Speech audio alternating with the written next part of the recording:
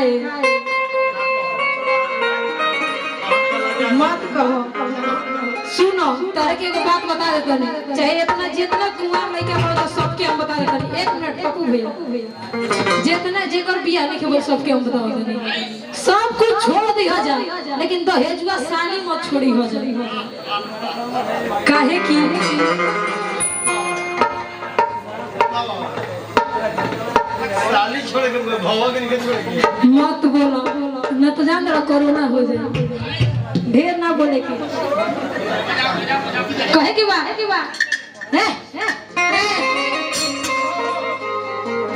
वाह ई कह देला असली भाव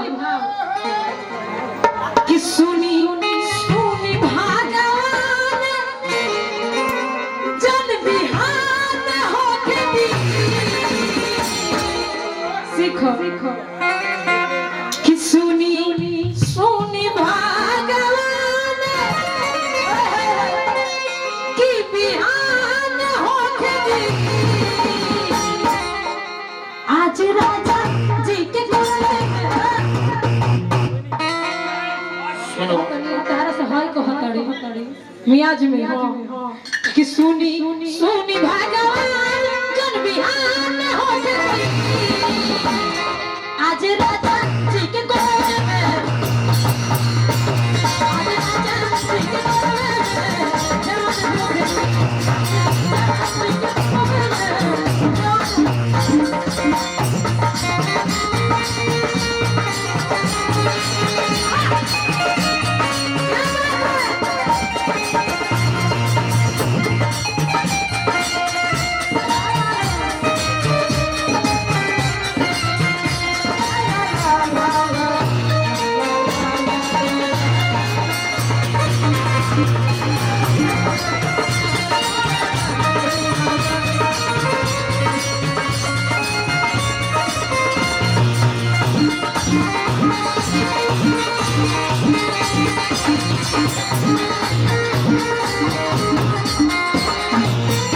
कहे के बतानी सी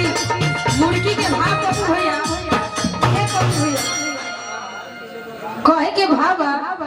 कि बरगद के नीचे छाव होके के चाहिए या जरते आग में ताव होके के चाहिए। बरगद के नीचे छाव होके के चाहिए या जरते आग में ताव होके के चाहिए। आ गावे के तो सभे गावत लेकिन गवैया के अपन छोट मोट भाव होके तो मुर्गी के भाव देखिए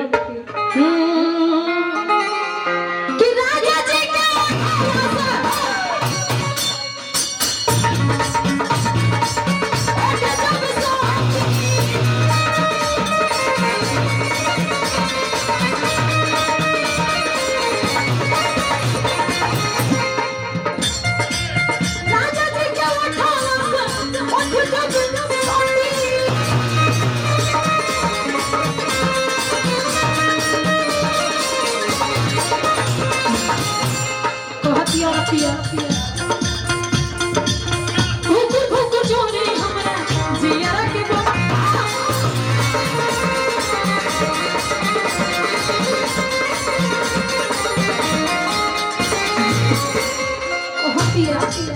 प्यार से कहती है दुलार से कहती है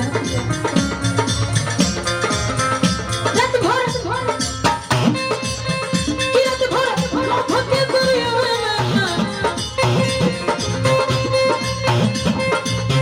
कि रात भर भके दुनिया में मैंने हाथ होके कि रात भर हार भर के दुनिया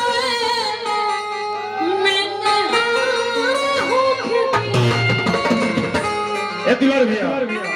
लब के दरिया भी करो मत बाका आज राजा जी के कुरवे में अरे